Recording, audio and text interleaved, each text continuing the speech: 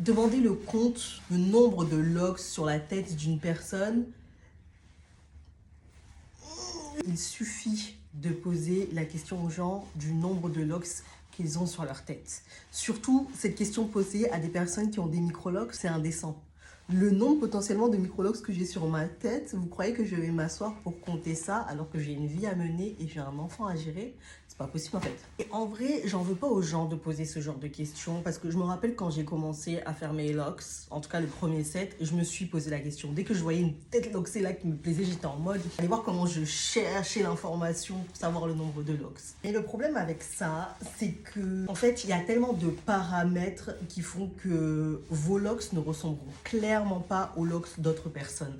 C'est-à-dire que vous pouvez avoir le nombre de locks de la personne, vous n'avez certainement pas la même densité, vous n'avez certainement pas le nombre de volumes, vous n'avez certainement pas du coup le nombre de brins de cheveux sur la tête, vous n'avez certainement pas la même texture à l'arrière qu'à l'avant, que sur les côtés, vous avez peut-être même tout simplement pas la même texture.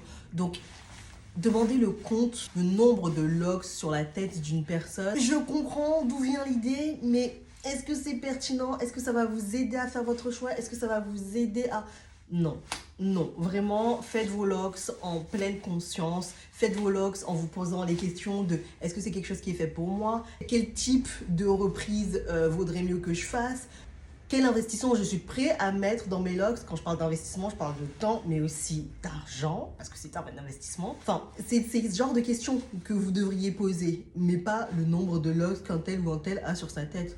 Après, si vous posez la question et qu'on vous répond, c'est très bien. Il y en a même qui y répondent de facto, qui font un post dessus pour pas avoir ce genre de questions. Mais je pense là qu'en 2025 et dans les années futures, vraiment, faut qu'on grandisse, qu'on se prenne par la main et qu'on avance.